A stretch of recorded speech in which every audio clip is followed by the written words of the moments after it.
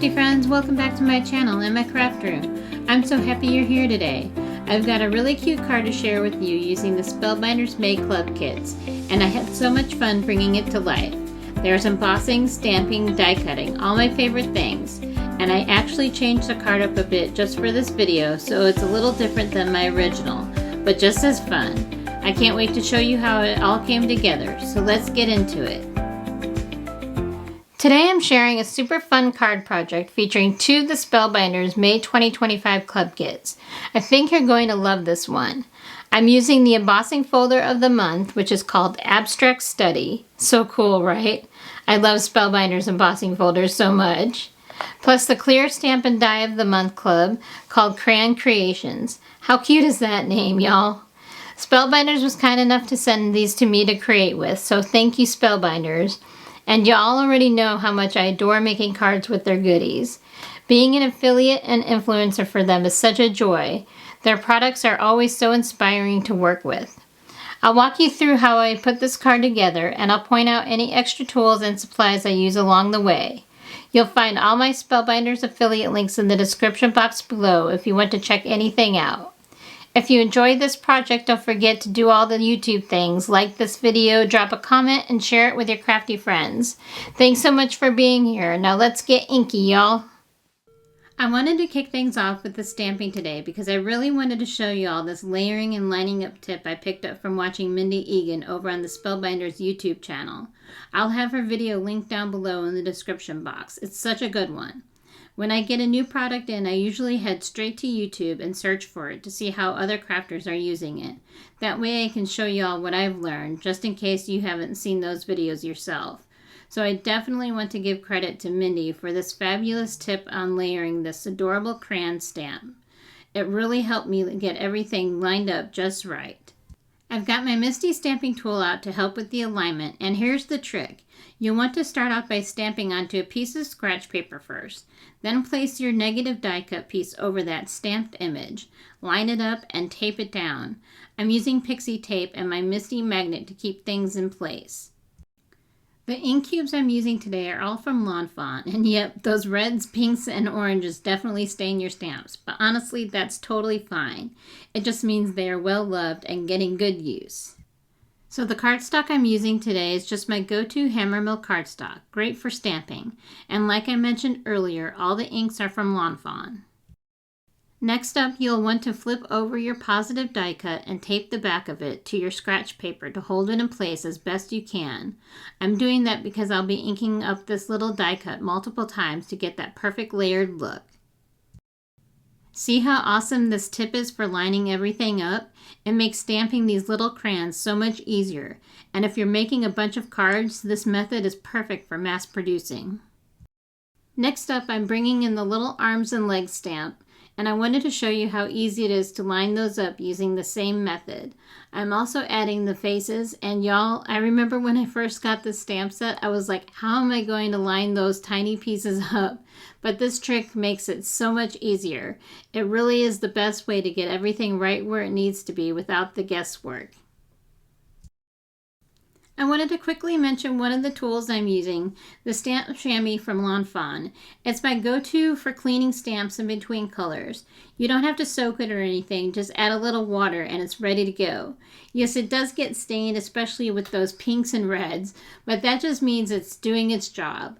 I'm also using the Lawn Fawn storage case to keep it in, which helps keep my space neat and keeps the chamois from drying out too quickly.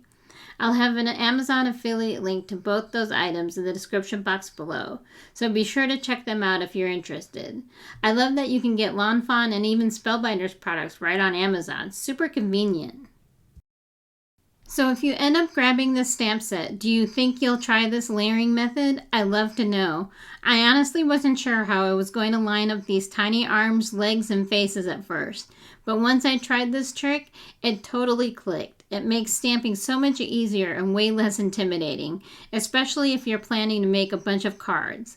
Let me know in the comments if you're going to give it a try, or if you have your own favorite way to line things up. I'm always learning from this amazing crafting community, and I'd love to hear your tips too.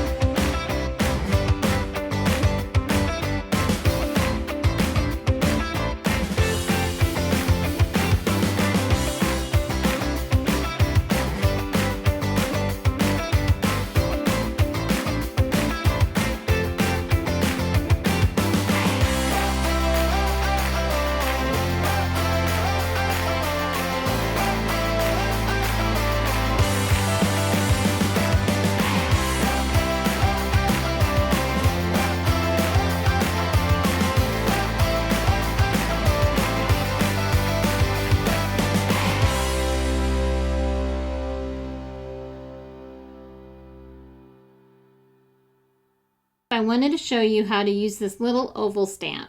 It's actually meant to be the shadow for the jumping crayons, and it's such a cute little detail that's super easy to overlook if you're not paying close attention.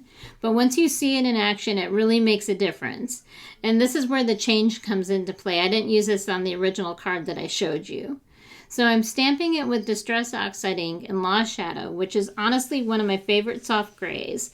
It's not too dark, not too cool, just a really nice neutral tone that adds a gentle shadow effect without being distracting.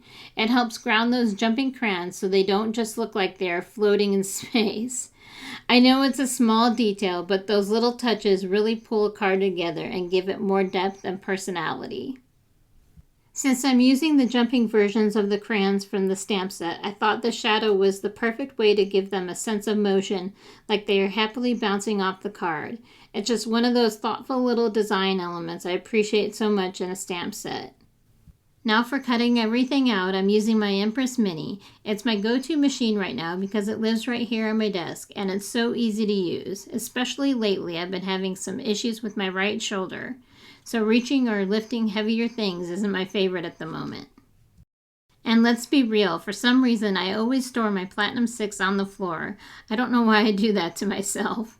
So having the Empress Mini right here within arm's reach has been a total lifesaver. It's quiet, it cuts beautifully, and lets me keep creating without hurting my shoulder or hauling machines around the room. Win-win. Alright, it's time to do the sentiment, and for this one I really wanted to go with some white heat embossing on black cardstock. Such a classic look, and it always pops so nicely. I'm using this gorgeous brushed black cardstock, and y'all, I love this stuff. It has the prettiest shimmer to it. Just that little bit of extra something that makes the sentiment feel special without taking away from the rest of the card. I've got my MISTI stamping tool out again to help me with perfect placement, and I've got my sticky mat inside, although mine is definitely starting to lose a bit of its grip. So to help keep things in place, I added a little pixie tape on the cardstock just to make sure it doesn't shift while I'm stamping. Before I go in with my white embossing ink, I'm treating the cardstock with my anti-static powder tool from Rabbit Hole Designs. It's one of those steps that only takes a second but makes a big difference. We don't want stray embossing powder sticking everywhere and ruining our nice clean sentiment.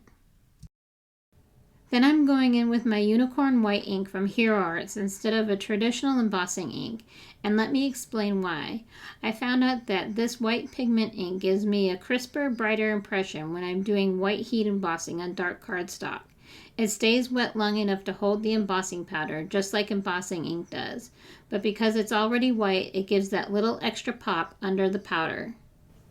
It's especially great when you're embossing on black. It just gives that nice bright finish without looking faded or chalky. So if you haven't tried it before, it's definitely worth a shot. And before I pour on the powder, I'm placing a piece of white copy paper underneath to catch the leftovers. Easy cleanup, and it makes it so simple to funnel any extra powder right back into the jar. Gotta save every bit, right? Next, I'm pouring white embossing powder over the stamped sentiments. And here's a little pro tip I always do. After you coated your image, take a dry paintbrush and gently brush away any stray bits of powder that landed where you don't want them, especially on black cardstock. Even a few specks can really stand out after you heat set, so it's worth taking a minute to clean things up before moving on. Once everything looks good, it's time for the magic to happen. I bring in my heat tool and start warming it up for a few seconds before aiming it at the paper. That helps minimize warping. Then I slowly move it over the sentiments and you'll see the powder start to melt and turn glossy. That's how you know it's done. I always love this part. It never gets old watching that transformation happen right in front of you. Alright, I love that there's a coordinating die for these sentiments. It just makes everything so much quicker and cleaner. And you know how much I love Spellbinders dies.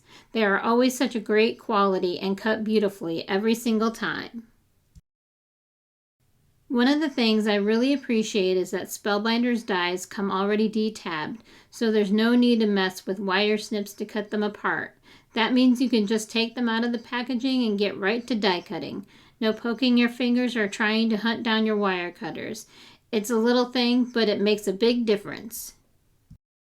So of course I'm bringing in my Empress Mini again to cut the sentiments out. It's been doing all the work today while my shoulder takes a break. I love how cleanly it cuts, and it's just the perfect size for these smaller pieces. Of course I do have to get out my Platinum 6 in a bit because I do have to use the embossing folder. So I don't know if you all noticed, but I did forget a step when I was heat embossing. I totally meant to grab my dry cloth to wipe off the extra anti-static powder after I did the heat embossing, but I completely spaced out. Oops, it's not a big deal, but if you're using black cardstock, definitely give it a quick wipe once the embossing cools to get rid of that leftover powder haze and make everything look nice and clean. Alright y'all, so I finally had to reach for my Platinum 6 because it's time to create the actual card panel for these cute little crayons. I know I've been relying on my Empress Mini a lot lately. It's just so convenient, but for this part I needed something a bit bigger. And honestly, after I finish filming this video, I really think I need to take a little time to clean up my craft room, and especially find a better home for my poor Platinum 6. Right now it lives on the floor, and that's just not working for me anymore, especially with the annoying shoulder issue I've been dealing with. Reaching down every time I need to use it, not ideal. So note to self, organize the desk, make room, and give the Platinum 6 a proper place to live. Anyway, back to the card. I'm using the A2 Matting Basics die set from Spellbinders and grabbing the largest panel to cut out my base layer. This set is just so handy for layering. I use it all the time when I want that nice clean frame around my design. Then comes one of the favorite parts of this, adding some texture. I'm pulling out the embossing folder of the month for May, which is called Abstract Study, and it is just so good, y'all. It instantly gives your background personality without being too much and really pulls the whole card together. So let's get this panel embossed and ready to build our scene, and maybe after this I'll actually get around to the craft room cleanup. Maybe. Alright y'all, so it's time for one of my favorite parts, adding the splatter, because well, splatter is just so fun, at least to me it is. I'm using Distress Oxide sprays in Candied Apple, Carved Pumpkin, and Mustard Seed. These colors go perfectly with the little crayons I created and really help tie the whole background together. Instead of spraying them, I'm opening up the bottles and using the straw of the nozzle to flick the splatter directly onto the panel. I like doing it this way because it gives me more control. I can get those nice bold splatter drops without accidentally covering the whole card in mist. It's just more focused, controlled way to add that fun artsy look. So to help contain the mess, I pulled out my trusty Tim Holtz splat box, as you see me do here, and let me tell you, it's seen better days, y'all. It's totally stained and warped from all the crafty fun it's been through. So I added a couple of paper towels in there to help absorb the ink and keep things a little cleaner. Splatter just adds so much energy to a card, especially with these happy little crayons. It gives the background that playful handmade feel and pulls the whole design together in such a fun way. I'll set this aside to dry and then we'll start assembling everything. We're getting close to the finish line, y'all. Okay, it's time to assemble the card, and I'm so excited to see it come together after all my hard work, y'all. I've already got an A2 top-folded note card prepped and ready to go using my go-to hammer mill cardstock. I'm using my Spellbinders tape runner to adhere the embossed card panel right onto the card base. It's quick, strong, and always gets the job done. Now I usually pop things up with foam tape, but I'm totally out at the moment. I just placed an order with Altenew for more foam tape. I got a few different sizes and I'm hoping they arrive later this week. I love their foam tape. It's super sticky and gives the perfect amount of lift. Even without it, I'm still popping up the crayons and the oval shadows and the sentiments using what I've got in my stash. This card is just turning out so cute. It's playful, it's colorful, and it just makes me smile, y'all. Alright, and that wraps up today's card making video featuring the Spellbinders May 2025 clubs that I have. I have the Embossing Folder of the month, the Abstract Study, and the Clear Stampin' Die of the month, Crayon Creations, along with the coordinating die. I loved creating with these, and I hope this gives you some ideas and inspiration too. If you saw anything you'd like to try, I'll have my affiliate links for Spellbinders and Amazon listed down below in the description box. Clicking through those links doesn't cost you anything extra, but it really helps support my channel and I appreciate it so very much.